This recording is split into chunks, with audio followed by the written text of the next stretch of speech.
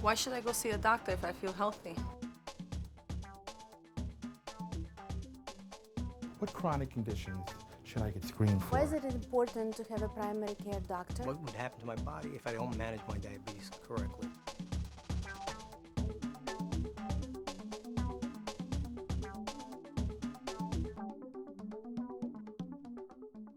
We are so busy in our lives. We are fathers, we're mothers. We have to take care of so many issues that we sometimes the last people that we think is about ourselves. I think it's incredibly important that we take the time to take care of ourselves, so we then be in a better position to take care of others. A lot of times we get so wrapped up with the family, with children, with the job that we forget to make our appointments or even keep our appointments. We see a lot of the same kinds of diseases that you read about in the newspaper, hear about on the news. But these are healthcare workers, right? You know a lot about what it takes to stay healthy, yet we still see alarming rates of some of these diseases. As healthcare workers, we're the last to take care of ourselves. We're the last to go to doctors. We just shrug things off or put them to the side. It's very important that with the advance in the science that we have, that with a little time that we spend, we could determine who has hypertension, that is high blood pressure, who has problems with sugar in their blood, namely diabetes, or who has high cholesterol. There are solutions to those problems. We shouldn't take anything for granted. We should go to the doctors. Don't try to diagnose ourselves at home. See our doctors regularly. There is somebody out there that loves you and that you love and you want to spend time with, and you really have to concentrate on yourself as far as health issues.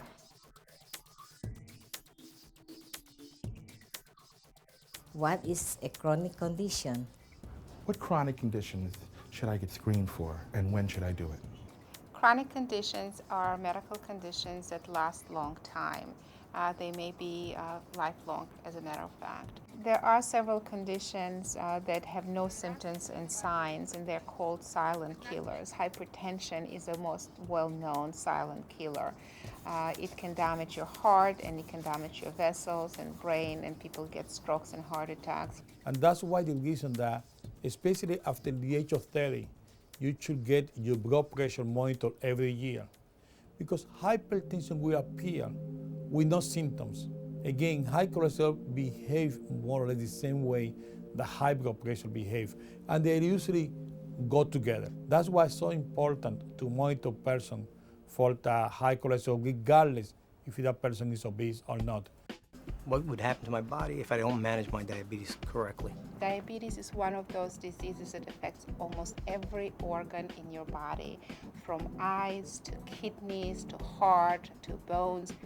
Every organ can get affected. So make sure you get tested if you have it, and you have some lifestyle changes that you need to incorporate.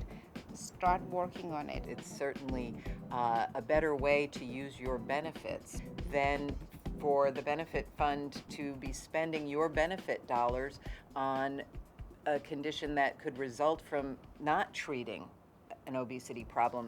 How much time does it take to do all these different kind of screenings? I don't have much time. Where do I go to get tested and screened? Are those screenings painful? With hypertension, it's not painful.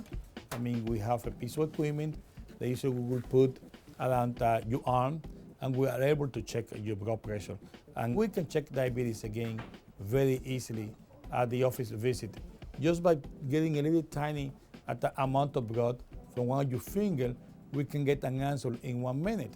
Well, I went and had a diabetes screening. Actually, it's a finger stick, and it wasn't too bad at all. It didn't hurt. It probably took us maybe 2 minutes, and I got my results.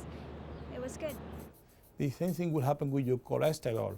I mean, this is a single blood test. And takes a few minutes. In some cases, you get results right away.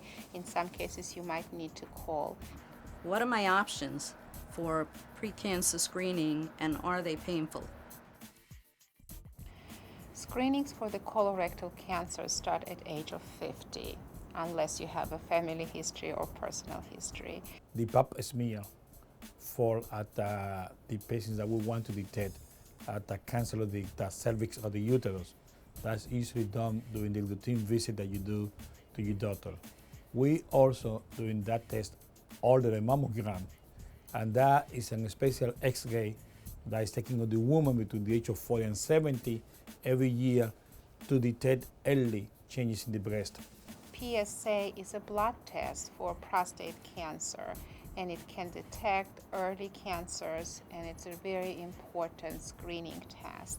Men over 50 are recommended to get those tests done. Talk to your primary care doctor to find out when you need to get tested. The preventive medicine is the #1 medicine today, and if we don't do certain screenings and consult the doctors, we are neglecting our health. These are the things that are going to keep us alive. Therefore, what's the use of us taking care of people if we are not healthy ourselves? So one of the best things that you can do to protect your health is to get regular screening so that you can catch those chronic conditions and treat them before they become bigger problems later.